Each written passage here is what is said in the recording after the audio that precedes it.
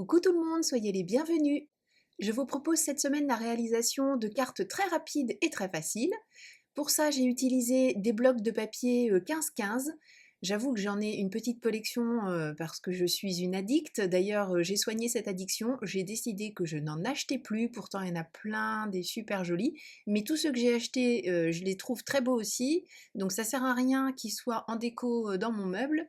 L'idée, c'est quand même de s'en servir.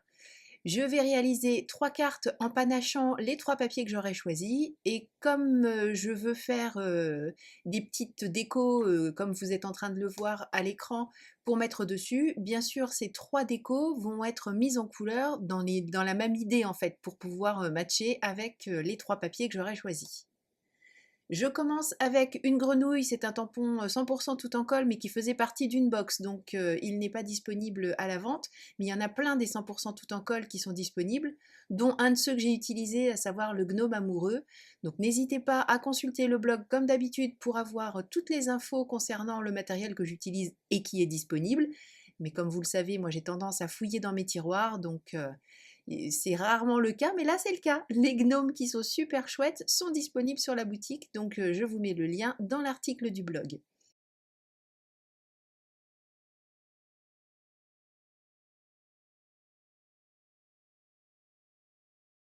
Comme je vous le disais, j'ai choisi la même gamme de couleurs pour tous les motifs que j'ai choisi de mettre sur ces différentes cartes. Alors ça tombait bien parce que j'aime beaucoup cette petite grenouille, donc je l'ai faite en vert. J'allais dire forcément, mais si j'avais eu envie d'une grenouille orange ou d'une grenouille bleue, pourquoi pas. Après tout, il y a tout un tas de grenouilles à travers le monde et elles ne sont pas toutes forcément vertes. Donc en tout cas, celle-ci, je l'ai faite verte.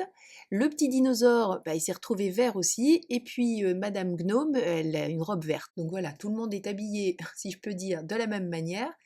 À savoir qu'au moment où je fais ma mise en couleur, je n'ai pas encore choisi mes papiers. J'ai décidé que j'allais faire plusieurs sessions comme ça pour utiliser un petit peu tous mes papiers parce que je ne pense pas refaire de mini-album avant un bon moment. Donc ça va plutôt passer dans la réalisation de mes cartes, tous ces papiers-là. Une fois ma mise en couleur terminée, je fais mon petit découpage. J'ai choisi de laisser un bord blanc parce que même si les papiers que je vais choisir au final ne sont pas trop chargés, je veux quand même que mes personnages se détachent bien. Donc à chaque fois, j'ai choisi l'option bord blanc pour qu'on les voit bien sur le fond papier que j'aurais choisi. J'ai pris l'habitude aussi de passer mon plioir tout autour de la découpe, parce qu'on a beau faire attention, il y a toujours des petits coups de ciseaux, des petites choses qui sont moins jolies, et puis ça donne une jolie finition, on a presque l'impression que j'ai utilisé un die pour découper cette petite grenouille. Je fais ça aussi quand je découpe avec la silhouette, parce que ça fait des bords très carrés, en fait on a le plat du papier, la découpe, alors que là ça arrondit un petit peu, c'est plus joli. Je donne aussi du brillant aux yeux de ma grenouille en utilisant le stylo gel noir, ça aussi vous avez l'habitude de me voir faire. Et puis avec un feutre très fin, je lui ajoute des petites taches de rousseur sur ses petites joues rosées. Voilà les deux autres personnages que j'ai découpés, enfin mis en couleur et découpés.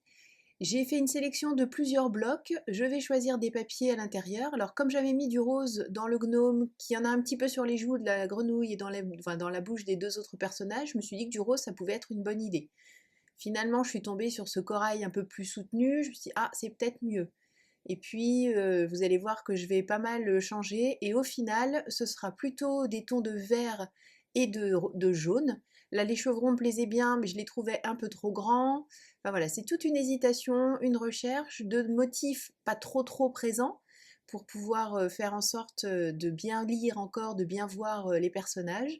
Puis j'avais besoin que les feuilles soient relativement grandes. J'aimais bien les gris là qu'on vient de passer, mais comme il y a des taches de couleur dessus, des sortes de petits faux washi tape, ça convenait pas vraiment à ce que je voulais.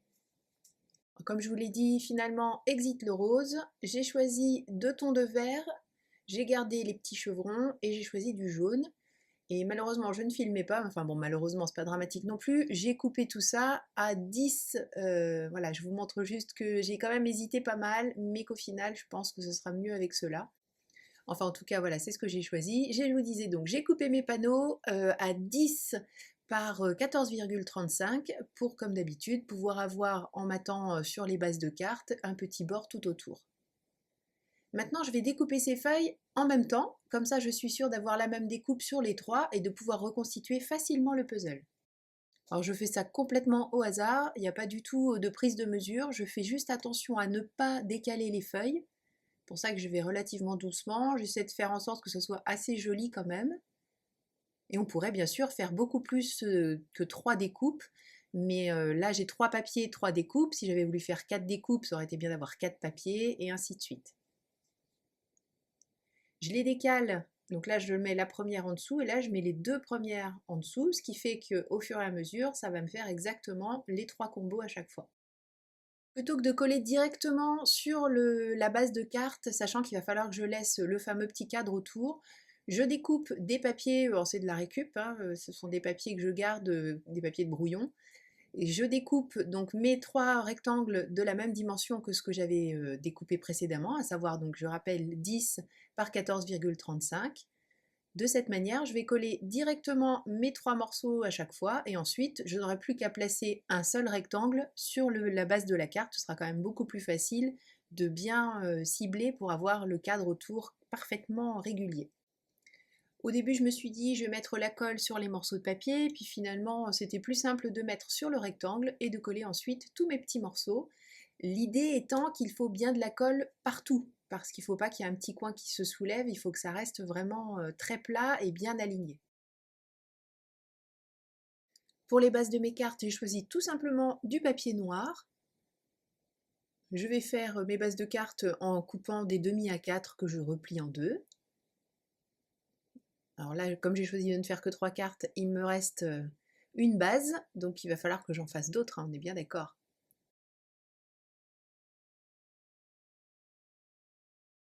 Je ne veux pas coller mes papiers tout de suite sur le fond, puisque je vais ajouter de la distress. Pour tous les papiers avec un ton un peu vert, je vais ajouter du vert. Et puis pour les autres papiers au ton un peu jaune, j'ajoute du jaune. Là, je m'étais dit, je vais faire tout le tour vert. Mais non, ça ne me plaît pas. Vous allez voir que je reprendrai la carte. Finalement, je vais vraiment opter pour quand c'est jaune, je mets du jaune. Quand c'est vert, je mets du vert.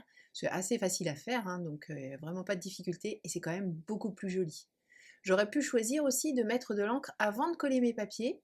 Ça aurait peut-être permis de donner un petit peu, de différencier un peu mieux les papiers, un petit peu comme différentes chutes de tissu. Mais pour aider à ça, vous allez voir que je vais ressortir ma petite règle pour faire des pointillés et mon stylo gel noir. Avant, j'avais envie d'ajouter un petit peu de brillant mais très discret, donc j'ai ressorti ma poudre Cosmic Shimmer que j'adore, et j'ai utilisé le pinceau éventail pour faire des petites gouttes toutes fines, toutes fines, toutes fines.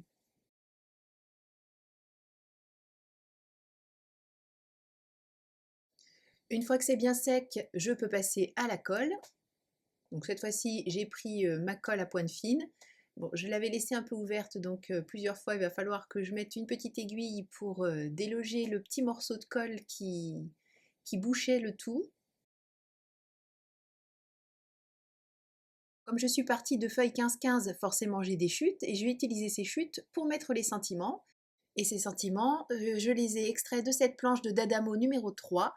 Et j'ai choisi de prendre ceux qui sont en écriture un petit peu particulière, parce que sur cette planche, ce que j'aime beaucoup, c'est qu'on a à la fois des typographies un peu marrantes, un peu toutes différentes, et puis aussi dans une typographie un petit peu façon machine à écrire, les mêmes sentiments. Donc en fonction de ce qu'on veut, si on veut compléter un autre sentiment, j'aime beaucoup l'idée de cette planche. Donc pareil, hein, vous aurez le lien bien sûr dans le blog.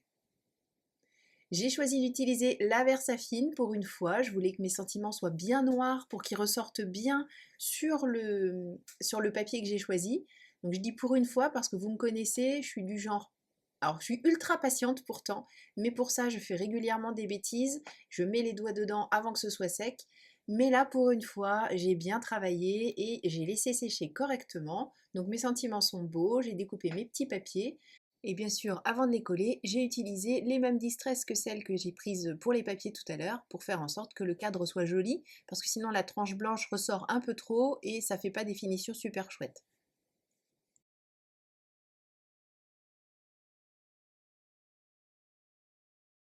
Pour les personnages, comme d'habitude, j'aurais pu utiliser du papier de récup, enfin des petites cartonnettes que je garde. Bon, il me reste encore un petit peu de papier, non pas de papier, d'adhésif double face, de mousse adhésive. Je vais bien finir par arriver au bout du petit rouleau à un moment ou à un autre. Donc cette fois-ci, j'ai utilisé de la mousse, je l'ai découpée de manière à couvrir un maximum de petits morceaux qui risqueraient de s'abîmer dans un envoi postal. Et puis, vous ne le voyez pas à la caméra, mais enfin, je crois pas qu'on l'ait vu. En tout cas, moi, je l'ai pas tilté, j'ai pas tilté du tout. C'est au moment de faire mes photos, je me suis aperçue que j'avais réussi à coller le devant de la grenouille à l'envers. En fait, le chevalet ne s'ouvrait pas du tout dans le bon sens. Donc j'ai coupé et l'intérieur, j'ai recollé. Alors j'aurais pu mettre du papier découpé, utiliser une perfo, faire quelque chose de joli. Alors j'ai fait quelque chose de joli, mais j'ai utilisé du masking tape pour remettre les deux panneaux dans le bon sens, surtout faire en sorte que ma grenouille n'ait pas la tête à l'envers quand on pose la carte. Et comme je vous le disais tout à l'heure, pour compléter un petit peu cet effet tissu, j'ai ressorti ma petite règle. Là aussi, vous aurez bien sûr le lien dans le blog, ma règle pour faire des pointillés. Et sur celle du dinosaure, j'ai choisi de ne faire qu'autour et finalement au moment de faire les photos, je me suis dit: «Ça fait un peu vide quand même», donc j'ai repris la règle et j'ai refait aussi le long des bandes de tissu, enfin de papier mais effet tissu.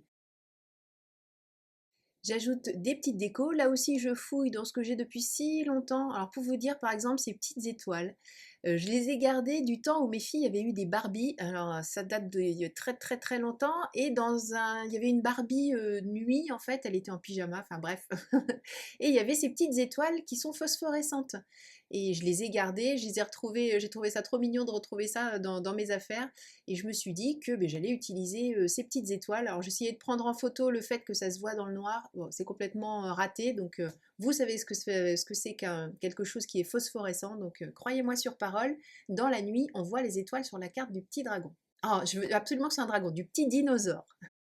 Et ces 3 cartes sont terminées. Merci beaucoup d'avoir suivi cette vidéo. J'espère que ça vous a donné des idées pour utiliser vos papiers qui dorment peut-être, c'est dommage, dans un tiroir. Alors c'est sûr qu'il y a des papiers qu'on hésite à utiliser parce qu'on les trouve tellement beaux, mais c'est encore plus joli quand on fait une réalisation et qu'on l'offre après. Voilà, on est bien d'accord.